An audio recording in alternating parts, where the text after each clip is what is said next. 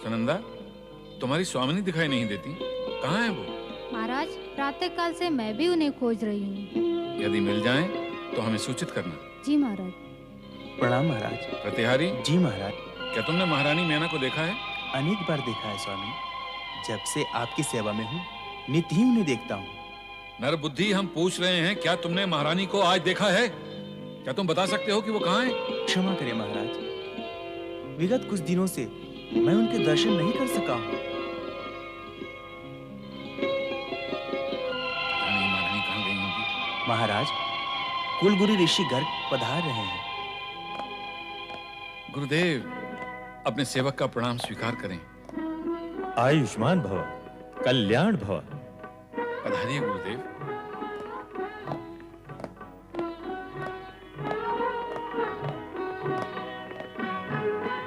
विराजिए गुरुदेव।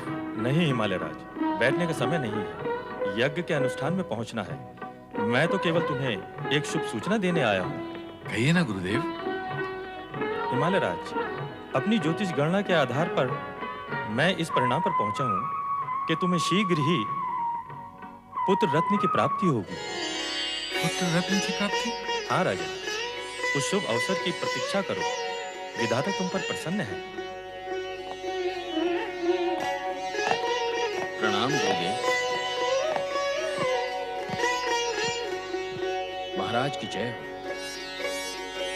आओ महामंत्री। महाराज किसी गहन विचार में थे?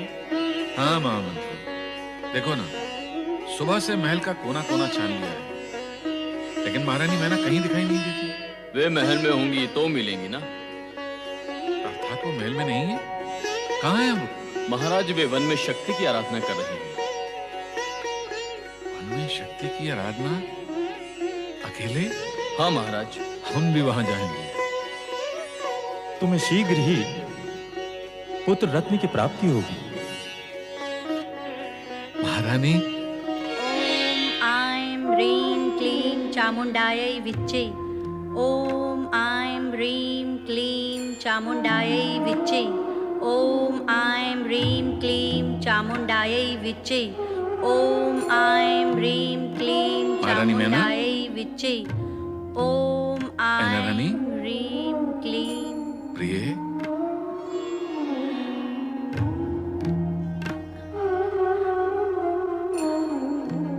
स्वामी, आप यहाँ? आश्चर्य तो मुझे होना चाहिए महारानी। मैं जिज्ञासु हूँ ये जानने के लिए कि आप यहाँ इस निर्जन वन में अकेले। हम दोनों ने साथ साथ शक्ति की आराधना का निश्चय किया था, फिर आप मुझे अकेला छोड़कर क्यों चली आई? स्वामी, आप माँ सती के वरदान की बात भूल गए क्या? यह आराधना तो मुझे अकेले ही करनी है। मैं भूला नहीं हूँ प्रिय। तुम यहाँ सती को अपनी पुत्री के रूप में पाने के लिए आराधना कर रही हो, और वहाँ कुल गुरु ऋषि गर्ग ने भविष्यवाणी की है कि हमें पुत्र रत्न की प्राप्ति होगी। स्वामी, आपने तो मुझे दुविधा में डाल दिया है। दुविधा में या हर्ष में? स्वामी, मैं आपसे विनती करती हूँ कि माँ शक्ति की आराधना मुझे अकेले ही करने दीजिए। पर महारानी, हमारे कुलगुरु ऋषि गर्ग की भविष्यवाणी पर भी विचार करो, जो अटल है। उनके अनुसार हमें पुत्र। स्वामी, इस समय वो सब चर्चा ना करें, मुझे पीड़ा होती है। मैं आपसे हाथ जोड़कर प्रार्थना करती हूँ कि इस समय मुझे माँ शक्ति की आराधना करने दें।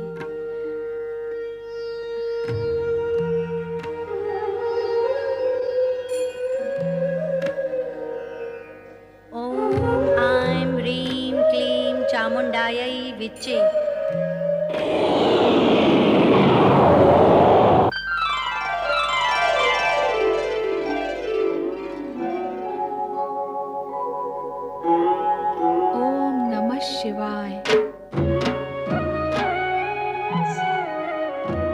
मुझे आज्ञा दें देवेश्वर। आज्ञा? क्या तुम यहाँ इस समय मेरी आज्ञा से प्रकट हुई हो? निस्संदेह, आपकी इच्छा के बिना तो मेरा यहाँ प्रकट होना संभव ही नहीं है।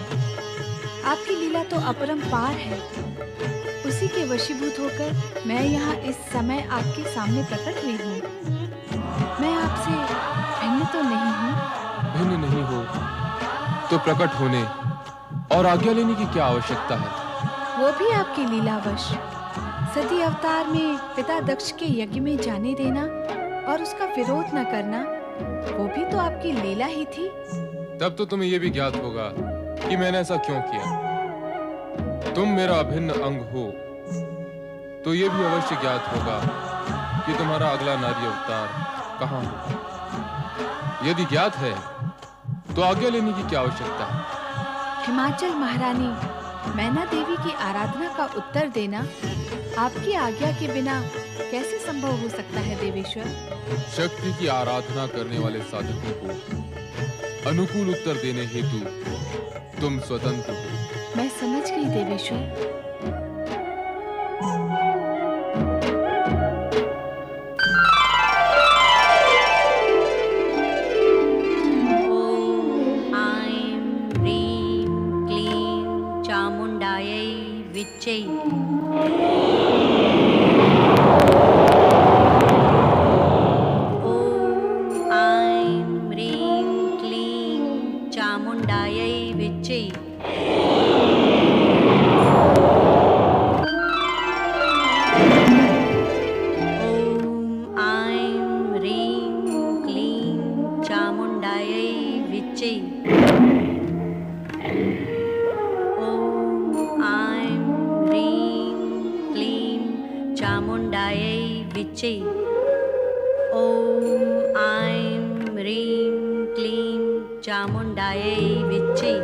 महारानी मैना,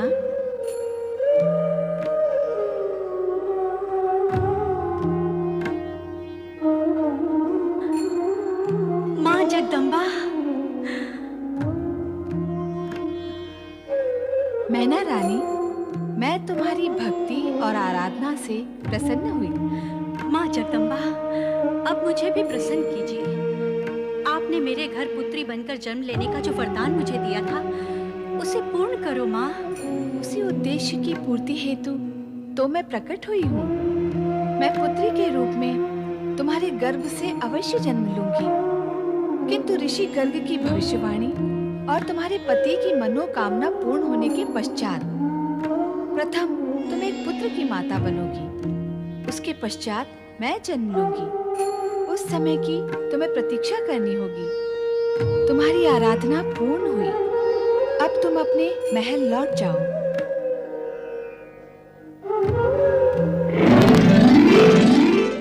गुरुदेव, आप मुस्कुरा रहे हैं और हम दुविधा में हैं। दुविधा का कारण? आपकी भविष्यवाणी। सती माता के वरदान अनुसार महारानी शक्ति की आराधना करने गई है कि उन्हें वो पुत्री के रूप में पा सकें, और आपकी भविष्यवाणी के अनुसार हमें पुत्र रत्न की प्राप्ति होगी। दोनों ही बातें असत्य नहीं हो सकती। तो सत्य क्या है गुरुदेव? क्या सत्य है गुरुदेव? हमें पुत्र रत्न की प्राप्ति होगी अथवा पुत्री की? दोनों। दोनों गुरुदेव? हाँ राजन, मैना महारानी पहले पुत्र को जन्म देंगी, फिर पुत्री को। हाँ स्वामी, माँ शक्ति ने भी यही वरदान दिया है जो राजगुरु गर्ग कह रहे थे। मेरा प्रणाम स्वीकार हो। अखंड सौभाग्यवती भव, पुत्रवान भव, पुत्रीवान भव। अब तो तुम्हारी दुविधा दूर हुई राजन? हाँ गुरुदेव, माँ शक्ति की कृपा और आपके आशीर्वाद से अब कोई दुविधा नहीं। हमारी मंगल कामना और आशीर्वाद सदा तुम्हारे साथ है राजन।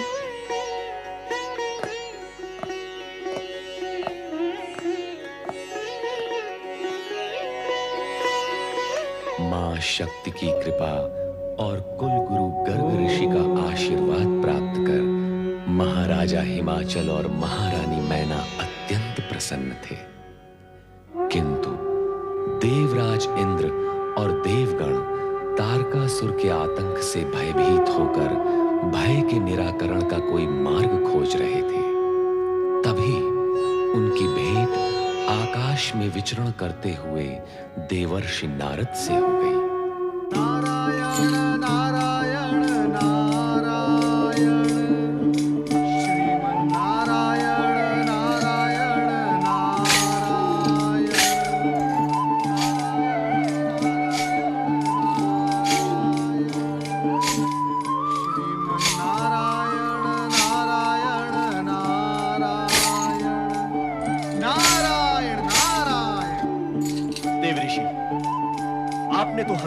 भयभीत ही कर दिया था। भयभीत तो खोटे मन और मलिन चरित्र वाले होते हैं देवराज। आप क्यों भयभीत हो रहे हैं? हमारे दुर्दिनों में आप भी तीखे प्रहार कर रहे हैं देवर्षि। नारायण नारायण, मैं प्रहार सहता हूँ, करता नहीं। देवऋषि, कृपा करके अब हमें ये बताएं कि आप आ कहां से रहे हैं? क्या हमारे लिए कोई शुभ समाचार है? मैं तो मात्र शुभ और अशुभ समाचार का वाहक बनकर रह गया। फिर भी तुम्हारे लिए एक समाचार है। क्या समाचार है? कहे देवर्षि। महारानी, मैना रानी की शक्ति आराधना सफल हो गई है। अब मां शक्ति उनके यहाँ पुत्री रूप में जन्म लेंगी। प्रसन्न होने में शीघ्रता न करें, क्योंकि पुत्री का जन्म पुत्र जन्म के पश्चात होगा। क्या? भयभीत होने की आवश्यकता नहीं। कार्य कुछ विलंब से होगा, किंतु होगा अवश्य। देवराज इंद्र, भविष्य में सावधान रहें और परमपिता ब्रह्मदेव की चेतावनी याद रहे। आपके लिए फिर तारकासुर जन्म ले सकता है, किंतु आपके उद्धार के लिए मां शक्ति अथवा मां सती फिर जन्म नहीं लेंगी। देवऋषि, तारकासुर के वध होने तक के अस्थायी समय के लिए कोई उपाय बता दें। देवराज, मैं आपकी और समस्त देवगण की इस दयनीय परिस्थिति से भलीभांति परिचित हूं। मैं ये भी जानता हूं कि कोई भी समय, किसी भी परिस्थिति का एकमात्र उपाय है भगवान भोलेनाथ के पंचाक्षरी मंत्र का जाप। ओम नमः शिवाय। अर्थात आज का ये दिन अत्यंत शुभ है। आज नंदी और सुयेशा के विवाह की वर्षगांठ है। इसी कारण कैलाश पर शिव जी की विशेष पूजा एवं प्रार्थना का नंदी ने आयोजन किया है। देवऋषि, आपका संकेत है कि हम सब देवगण वहां जाकर शिव की प्रार्थना करें। सत्य यही है, किंतु ध्यान रहे, प्रार्थना और स्तुति सदा प्रसन्न मन से करते हैं। आपके मुख पर विषाद न दिखाई दे। प्रसन्न चित्त से की गई प्रार्थना अवश्य फलदायी होती है। देवऋषि, इस शुभ अवसर पर शिव प्रार्थना में आप हमारा साथ दें, ऐसी हमारी आपसे विनती है। विनती क्यों देवराज? नारद तो शुभ कार्य के लिए सदा ही तत्पर रहता है। शुभस्य शीघ्रम।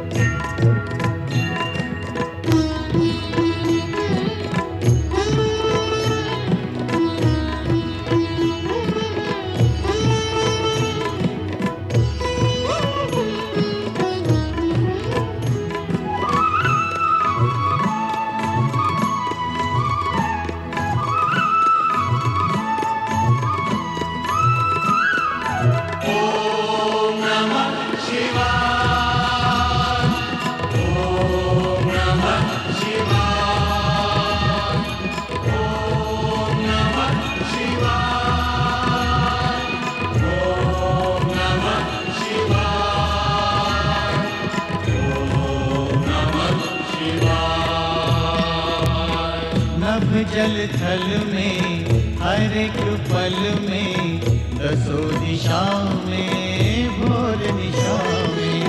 नभ जल थल में हर एक पल में दसों दिशाओं में भोर निशा में।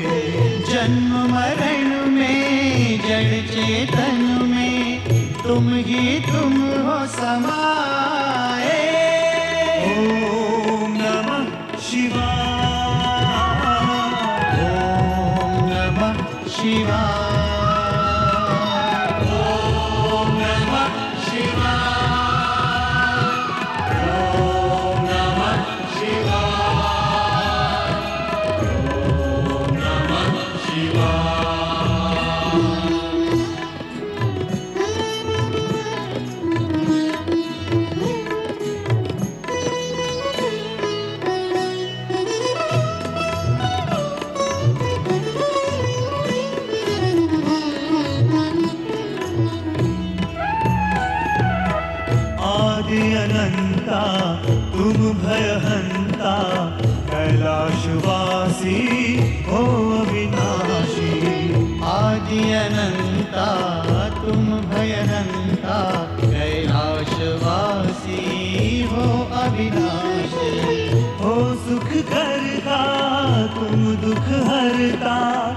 हर संकट के उपाय।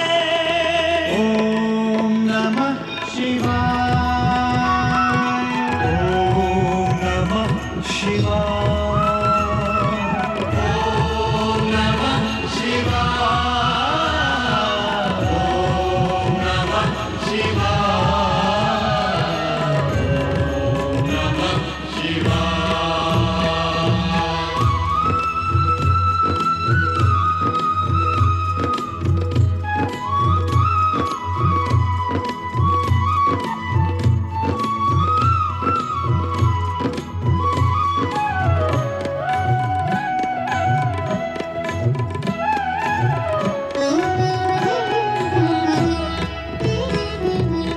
सर्जक हो तुमसे सृष्टि, दृश्य तुम्हीं से तुमसे दृष्टि।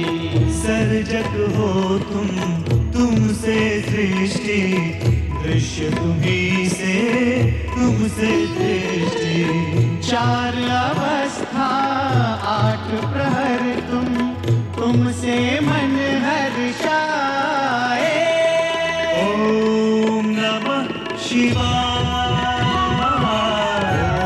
ओम नमः शिवाय, ओम नमः शिवाय, ओम नमः शिवाय, ओम नमः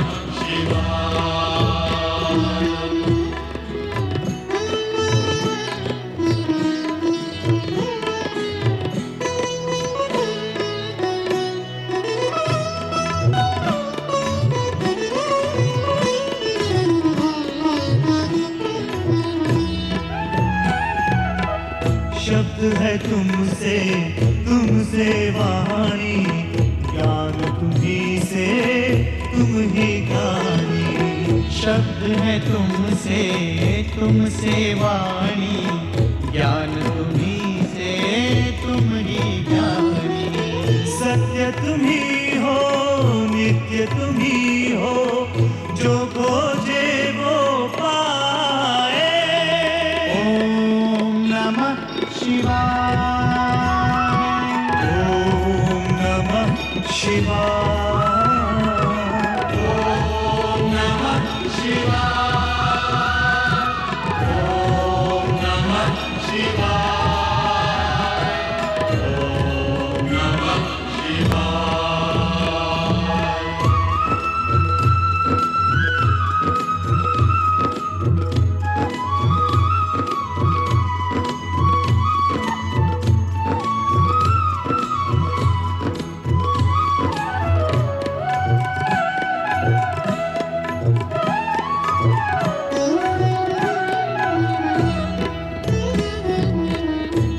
त्रिपुरारी हे नंदीश्वर, विश्व तुम्हीं से तुम विश्वेश्वर।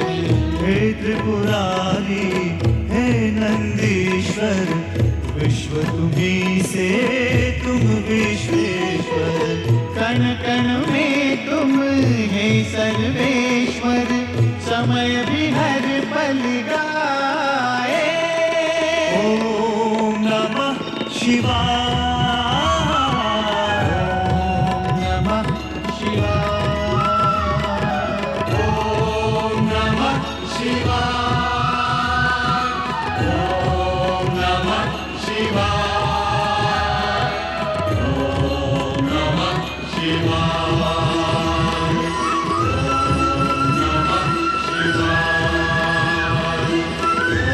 ओम नमः शिवाय, ओम नमः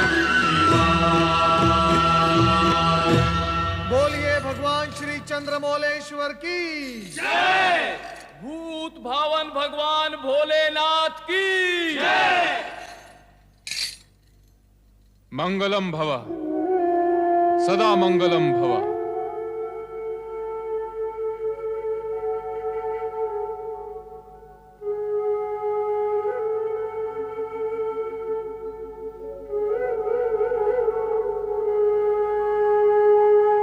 देवराज, तुम्हारे मन का विषाद चेहरे पर उभर आया है।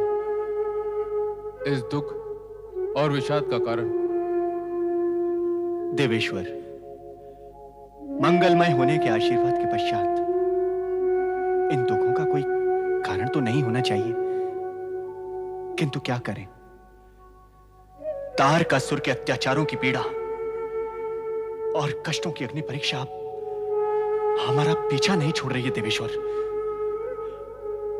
आपका आशीर्वाद फलित हो तो पीछा छूटे हमारा इन कष्टों से। नारायण नारायण। हे त्रिकालदर्शी, आप देवराज को यह बताएं कि आपका आशीर्वाद कब फलेगा। देवराज, अभिशाप और दुर्भावनाएं अवश्य शीघ्र फलित होते हैं, किंतु वरदान और मंगल कामनाएं फलित होने में समय लेते हैं। ऐसा क्यों होता है देवाधिदेव? इस कारण कि वरदान पुण्यों का फल होता है और शाप कुकर्मों का। सत्य ये भी है कि प्राणी पुण्य के कर्म कम और विलंब से करता है, किंतु दुष्कर्म करने में विलंब नहीं करता और दीर्घ काल तक करता रहता है। हाँ भोलेश्वर, प्राणी को दुष्कर्म करते समय बड़ा सुख मिलता है। ऐसा करते समय वो ये सोचता ही नहीं कि दुष्कर्मों का परिणाम अर्थात हमें मिलने वाले आशीर्वाद हमारे दुष्कर्मों के कारण फलित नहीं हो रहे हैं प्रभु। भोलेनाथ का तात्पर्य यही है देवराज। किंतु हमने कौन से ऐसे कर्म किए हैं प्रभु जिनके कारण हमें ये कष्ट भोगने पड़ रहे हैं? वातावरण में ताप अधिक हो तो यह निश्चित है कि ग्रीष्म काल के प्रभाव से ऐसा हो रहा है। अधिक शीत के कारण यदि तन में कंप होता है तो यह प्रश्न करने की आवश्यकता नहीं कि क्या यह शीतकाल है। परिणाम के मूल में कारण अवश्य छिपा होता है। आप केवल इतना बताइए भगवान कि कारण का प्रभाव और परिणाम की अवधि कब समाप्त होगी?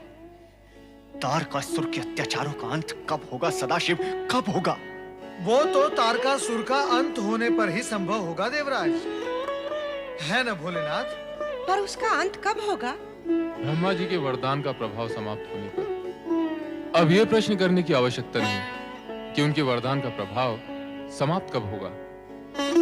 इसका उत्तर यही है कि प्राणी के पुण्य कर्म वरदान के रूप में उसका साथ देते हैं। यदि पुण्य कर्म दिशा बदलकर दुष्कर्म की खाई में गिर पड़े तो वरदान का प्रभाव समाप्त हो जाता है। तारकासुर जिस गति से अनीति और अन्याय के मार्ग पर बढ़ रहा है, उसके फलस्वरूप उसके अंत काल में अधिक समय नहीं है। अधिक समय नहीं है, किंतु समय अवश्य है। समय पर किसी का वश नहीं देवराज, तुम्हें प्रतीक्षा तो करनी होगी। अन्य उपाय भी क्या है देवेश्वर? जब तक तारकासुर के पुण्यों का प्रभाव समाप्त नहीं हो जाता तब तक प्रतीक्षा तो करनी ही होगी। इस प्रकार यदि विचार करोगे देवराज तो यह प्रतीक्षा काल कष्ट में बीतेगा। तो कैसे विचार करूं देवऋषि? अर्थात प्रतीक्षा करके। अर्थात अपने दुर्दिन और दुर्भाग्य के लिए स्वयं को ही दोषी मानना होगा। बुद्धिमान ऐसा ही करते हैं, क्योंकि उन्हें ज्ञान होता है कि दूसरों को दोषी मानने से दुष्टता बढ़ती है और ये बढ़ी हुई दुष्टता अंधकार की ओर ले जाती है, किंतु स्वयं को दोषी मानने से दोष दूर करने की प्रवृत्ति दोष घटाती है और ये मार्ग प्रकाश की ओर ले जाता है। ऐसी स्थिति में बुद्धिमत्ता इसी में है कि धर्म पे आचरण करते हुए अनुकूल समय की प्रतीक्षा की जाए।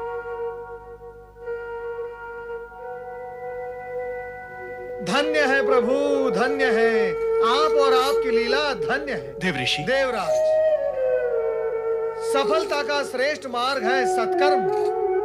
किए जा किए जा किए जा। नारायण नारायण नारायण। भगवान भोलेनाथ के उपदेश को सुनकर भी देवराज दुविधा की स्थिति से मुक्त नहीं हो सके। वे जगतपति के कथन पर विश्वास ही नहीं कर पाए, किंतु विश्व व्यापक सत्य तो यही है कि सर्वेश्वर भोलेनाथ पर श्रद्धा रखने वाले प्राणी जब अपने आप को उनके चरणों में समर्पित कर देते हैं तो विलक्षण पुरुष सिद्ध होते हैं। श्रेष्ठ पुरुष सदा भौतिक सुख का त्याग कर भगवान शिव का अनुग्रह प्राप्त करना ही जीवन की सार्थकता समझते हैं। ऐसे ही समर्पित श्रद्धालु थे सूर्यवंशी महाराजा मानधाता।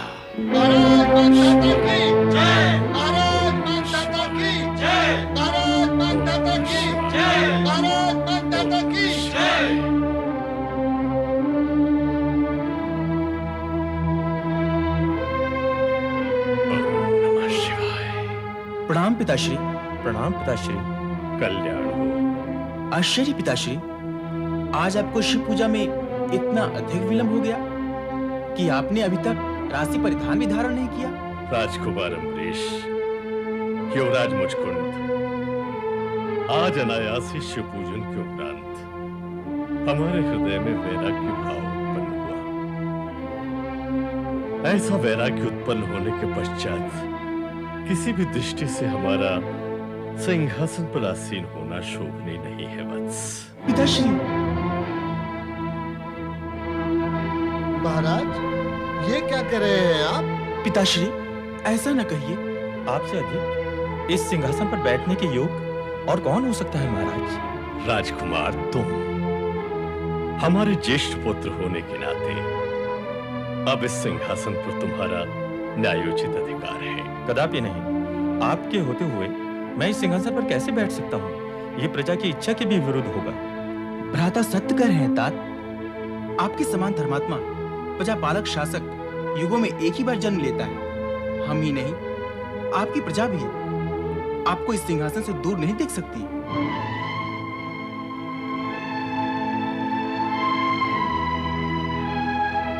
आप विराजिए पिताश्री। इस प्रकार संकोच ग्रस्त रहकर आप हम सबके मन में भय उत्पन्न कर रहे हैं। भय कैसा वत्स? परंतु सत्य यह है कि हमारा इस राज्य सिंहासन से अब मोह भंग हो चुका है।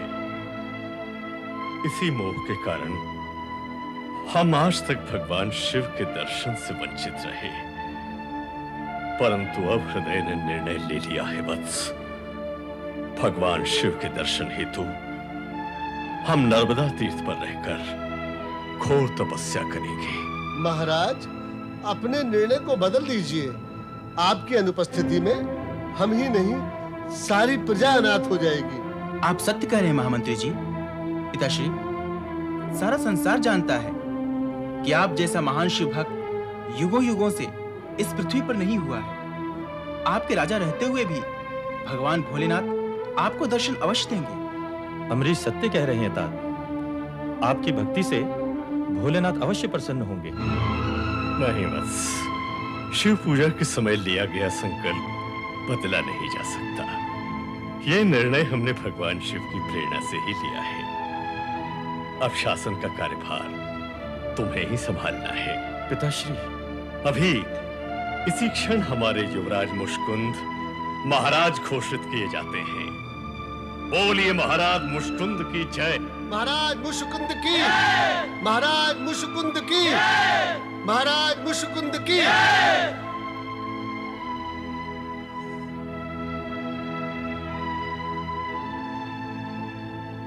सभासदों, अपने शासन काल में यदि आप लोगों में से किसी के प्रति कोई त्रुटि हुई हो, यदि कभी किसी भी प्रजाजन के प्रति हमसे कोई अन्याय हुआ हो, तो हम आप सबसे क्षमा चाहते हैं।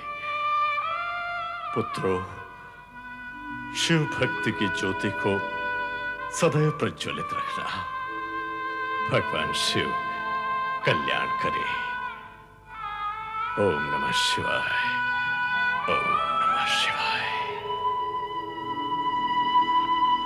महान शिव भक्त, अमर कीर्ति के धारक महाराज मानधाता की जय। महाराज मानधाता की जय। महाराज मानधाता की जय। महाराज मानधाता की जय। ओम नमः शिवाय। ओम नमः शिवाय। राजा मानधाता और विंध्याचल पर्वत आपके नाम का निरंतर जाप कर रहे हैं, उनके जाप की गूंज यहां भी सुनाई दे रही है। आश्चर्य है, आपने अब तक अपने भक्तों को दर्शन देकर उनकी कामना पूर्ण नहीं की।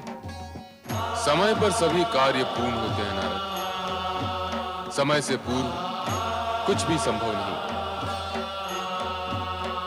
नारायण नारायण।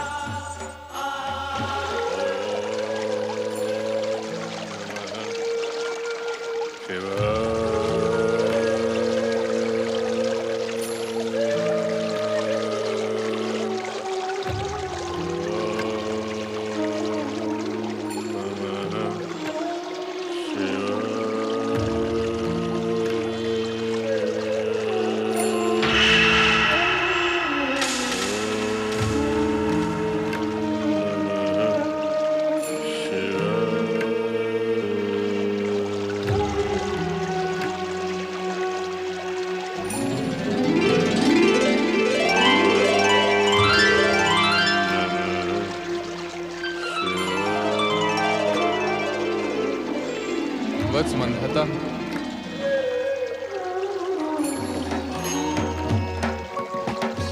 प्रभु,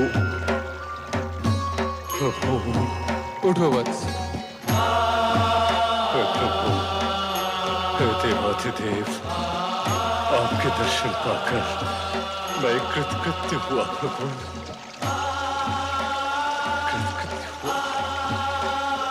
हम तुम्हारी इस कठोर तपस्या से प्रसन्न हुए राजन। अपनी इस तपस्या का प्रयोजन लो। केवल आपके दर्शन, केवल आपके दर्शन प्रभु। मांगो, क्या वरदान मांगते हो? मैं किसी वरदान प्राप्ति के लिए आपकी शरण में नहीं आया प्रभु। केवल आपकी कृपा, केवल आपके दर्शन के लिए, आपकी कृपा, आपके दर्शन के पश्चात यदि मैं कुछ भी मांगूंगा तो आपकी कृपा से तो कम ही होगा ना प्रभु। फिर भला मैं घाटे का सौदा क्यों करूं प्रभु? घाटे का सौदा क्यों करूं? तुम्हारी इस निस्वार्थ भक्ति और समर्पण भावना ने तुम्हें हमारे और समीप ला दिया है राजन। प्रभु, तुम्हारी इच्छा हो न हो, किंतु हमें तुम्हारी भक्ति का प्रतिफल देना ही होगा। प्रभु, प्रभु, आपके इन श्री चरणों में मेरा स्थान बना रहे, बस बस यही मेरा संतोष होगा प्रभु। किंतु इससे हमें संतोष नहीं होगा। श्रद्धा और अटूट नियम की सीमा में रहकर की गई तुम्हारी इस अटूट भक्ति ने तुम्हारा स्थान ऊंचा बना दिया है भक्त। इस स्थान और यहाँ के संपूर्ण वातावरण को तुम्हारी साधना और भक्ति ने शिवमय बना दिया है। इसी कारण ये द्वीप मानधाता द्वीप के नाम से प्रसिद्ध होगा। यहाँ के कण कण को तुमने अपनी भक्ति और साधना से पवित्र बना दिया। इसी कारण नर्मदा नदी के कंकड़ों को भी शंकर अर्थात शिवलिंग होने का गौरव प्राप्त होगा। इस नर्मदा नदी के तट के सभी तीर्थ भविष्य में शिव तीर्थ के नाम से जाने जाएंगे। भगवान,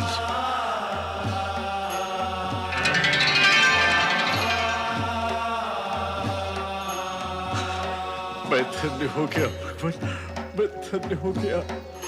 ओम नमः शिवाय, ओम नमः शिवाय, ओम नमः शिवाय, ओम नमः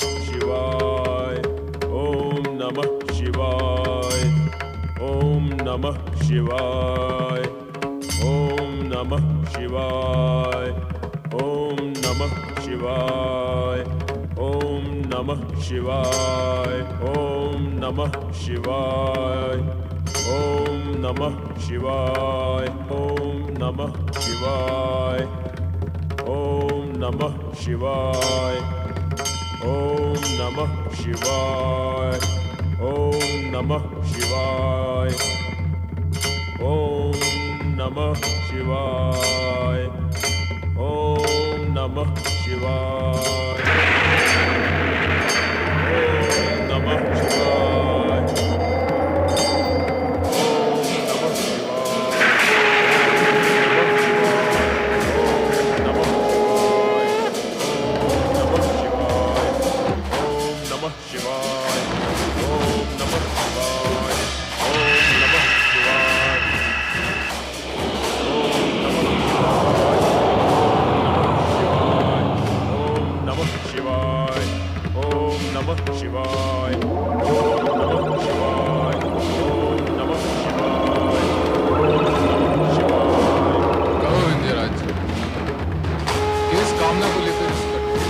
पूजा में ठीक हो।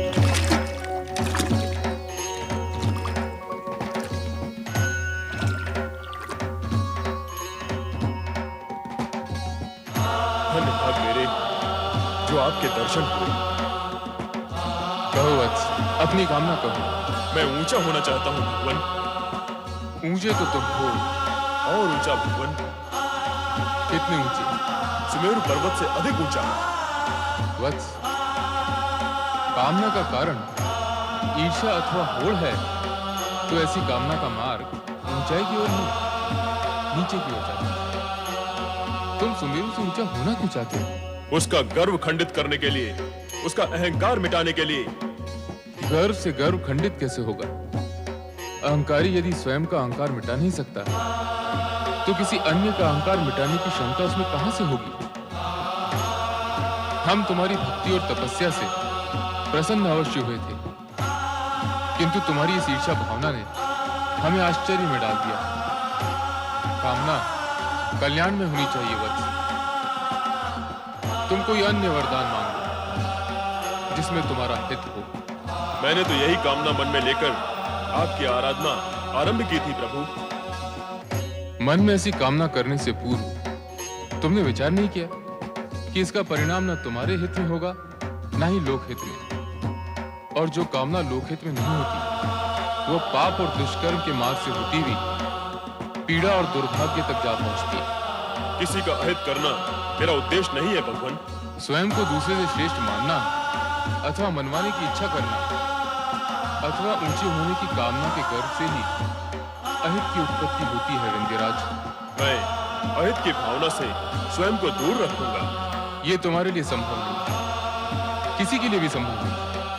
शिशु देव का हो अथवा दानव का, उससे उसकी माता से दूर नहीं रखा जा सकता। अहंकार की भावना भी ऐसी ही माता है जिसे अहित रूपी पुत्र से दूर रखना किसी के लिए भी संभव नहीं।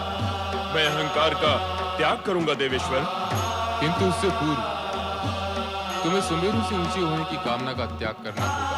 फिर शेष ही क्या रह जाएगा प्रभु?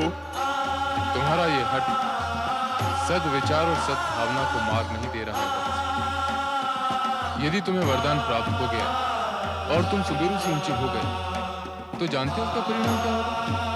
आर्यव्रत के उत्तर और दक्षिण के मध्य सेतु होने के कारण वर्तमान में आवागमन संभव है, किंतु तुम्हारे ऊंचे हो जाने से उत्तर दक्षिण का संपूर्ण भंग हो जाएगा। संतुलन नहीं रहेगा, परस्पर संबंध नहीं रहेंगे, उत्तर दक्षिण में विभिन्नताएं उत्पन्न हो जाएंगी। ऐसा न हो, इस कारण तुम अन्य कोई वरदान मांग लो वत्स। मैं ऐसा नहीं होने दूंगा। आप कृपया मुझे सुमेरु से ऊंचा होने का वरदान दे भगवान।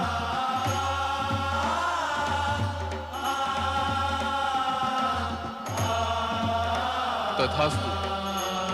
किंतु विंध्यराज, ये भी स्मरण रखना कि इस वरदान के दुष्परिणामों का दायित्व भी तुम्हारा ही होगा। प्रणाम प्रभु।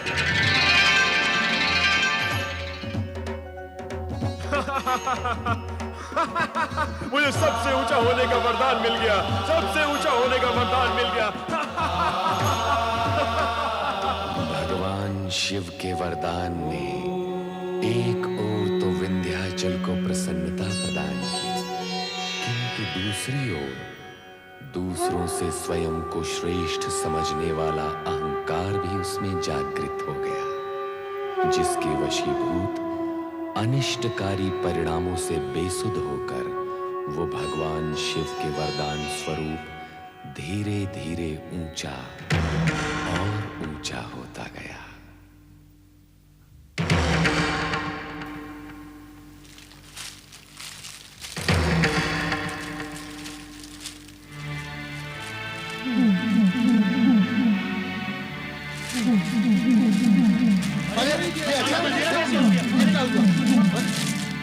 ये अंधेरा कैसा?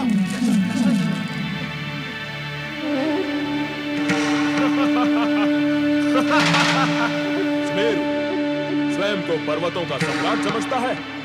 मेरी ओर देखेगा तो उसका गर्व चूर चूर हो जाएगा।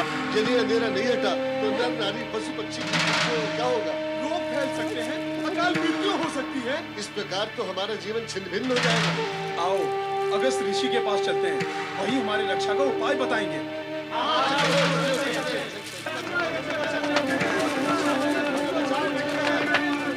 मुनिवर, अंधकार का तांडव धरती पर छा गया है, हम सबको बचा लो मुनिवर।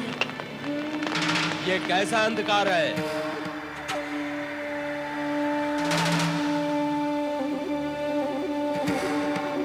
मुनि अगस्त्य, यहाँ आओ, शीघ्र आओ अगस्त्य मुनि। कौन पुकार रहा है? कहाँ आना है मुझे? मैं कैलाशपति शंकर तुम्हें कैलाश पर बुला रहा हूं। आओ अगस्त्य मुनि। हे देवाधिदेव भगवान शिव, आपकी आज्ञा का पालन होगा भगवान। मैं शीघ्र ही आपके चरणों में उपस्थित हो रहा हूं प्रभु। आप सब धीरज धरें। भगवान शंकर इस अंधकार को अवश्य ही प्रकाश में परिवर्तित करेंगे। हर हर महादेव, हर हर महादेव, हर हर महादेव। मेरे लिए क्या आज्ञा है भगवान? मुनि अगस्त्य, कैलाश आने हेतु अंधकार से आना पड़ा। हाँ भगवान, प्रथम तो मुझे ऐसा लगा कि किसी मायावी दानव की आकृति का अथवा छाया का अंधकार है, किंतु मार्ग में प्रतीत हुआ कि विंध्याचल पर्वत के आकार में परिवर्तन और संवर्धन हुआ है। हाँ, वो किसी दानव की छाया का अंधकार नहीं, विंध्याचल के गर्व और अहंकार का अंधकार है। भगवान, मुझे स्मरण है एक अवसर पर आपने कहा था कि किसी भी योनि का प्राणी हो, अज्ञान से जुड़ते ही दानव हो जाता है। वही गति हुई है विंध्याचल की। गर्व और अज्ञान ने उसे दानव बना दिया। किंतु सदा सभी का कल्याण करने वाले सदाशिव, आपकी कृपा हुई तो विंध्याचल सुधर भी सकता है भगवान। जगत का कल्याण सोचकर ही तुम्हें बुलाया है। विंध्याचल को सही मार्ग पर लाने का कार्य तुम्हें करना होगा। मुझे क्या करना होगा प्रभु? विंध्याचल की भक्ति से प्रसन्न होकर हमें उसका हट मानना पड़ा और हमने उसे सुमेरु पर्वत से अधिक ऊंचा होने का वरदान दे दिया। उसके दीर्घाकार से ही अंधकार बढ़ा है। ऐसे में उत्तर दक्षिण के संबंध व संपर्क समाप्त होने से अनर्थ हो सकता है। इस अनर्थ को होने से तुम्हें रोकना है। वो कैसे देवेश्वर? अहंकारी होते हुए भी विंध्याचल गुरु, ज्ञानी और ऋषि मुनियों के प्रति सम्मान की भावना रखता है, और ऐसा प्रतीत होता है कि आपके प्रति तो उसके मन में विशेष आदर भाव है। ये सत्य है देवेश्वर। मेरे प्रति वो अधिक ही विनयशील है। तो अब जगत कल्याण हेतु उसकी विनयशीलता का लाभ उठाइए। आप इच्छा शक्ति के बल पर दक्षिण से उत्तर में आए हैं, किंतु अब पदयात्रा करते हुए विंध्याचल को पार कर पुनः दक्षिण में जाएंगे। उस दीर्घाकाल विंध्याचल को पार करना होगा? केवल विंध्याचल को, दीर्घाकार विंध्याचल को नहीं। जब आप उस पर्वत की तलहटी में जाएंगे तो वो प्रणाम करने हेतु सिर नवाएगा। उस समय उससे कहें कि वो आपके लौटने की प्रतीक्षा करें और इसी तरह सिर नवाए रहे, जिससे आपको आवागमन में सुविधा हो। किंतु भगवान, मेरे पुनः उत्तर में लौटने पर वह भी पुनः खड़ा हो जाएगा, अतः समस्या तो वही रहेगी। आप दक्षिण से उत्तर में लौटेंगे ही क्यों? अर्थात मुझे सदा सदा के लिए दक्षिण में वास करना होगा प्रभु। लोकहित में किया गया आपका यह कार्य संपूर्ण जगत में चर्चा का विषय रहेगा। जैसी आपकी आज्ञा भगवान। प्रणाम। हर हर महादेव, हर हर महादेव, हर हर महादेव। विंध्याचल, विंध्याचल, विंध्याचल। मैं अगस्त तुम्हें कब से पुकार रहा हूं, क्या तुम्हें मेरी पुकार सुनाई नहीं दे रही है? हाँ, गुरु अगस्त, मेरा प्रणाम स्वीकार करें मुनिवर। प्रणाम करने की ये कौन सी प्रणाली है विंध्याचल? प्रणाम करने वाले की दृष्टि नीचे से ऊपर की ओर और प्रणाम स्वीकार करने वाले की दृष्टि ऊपर से नीचे की ओर होती है। यहाँ स्थिति उल्टी है। तुम्हारी विनयशीलता पर मुझे हमेशा गर्व रहा है। तुम अभिनय कब से हो गए विंध्याचल? नहीं मुनिवर, मेरी भावना में नहीं, मेरे आकार में परिवर्तन हुआ है। तुम्हारे आकार ने बड़ा होकर तुम्हारी भावना को छोटा कर दिया है। ये देख और जानकर मन क्लांत हुआ है। नहीं गुरुदेव नहीं, मेरे प्रति ऐसा अन्याय न करे गुरुदेव। तुम्हारी शालीनता और सौम्यता कहाँ गई विंध्याचल? तनिक ठहरिएगा मुनिवर, मुझे अपने दीर्घाकार से आपका आशीर्वाद अधिक प्रिय है। आपके श्री चरणों में नतमस्तक होने के लिए मैं व्याकुल हो रहा हूँ, छोटा हो रहा हूँ।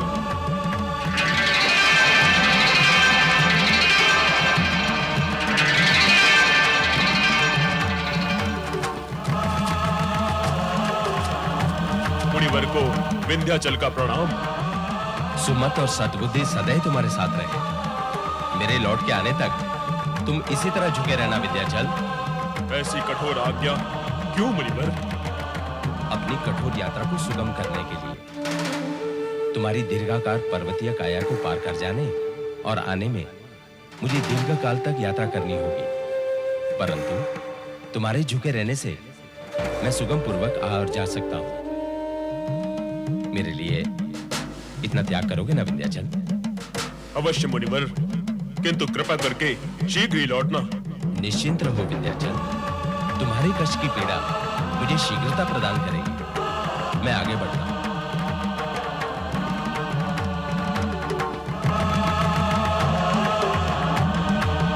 छल मेरा स्वभाव नहीं है विंध्याचल, परंतु देवाधिदेव के आदेश से लोक धर्म के नाते मुझे ये व्यवहार करना पड़ा। ओम नमः शिवाय।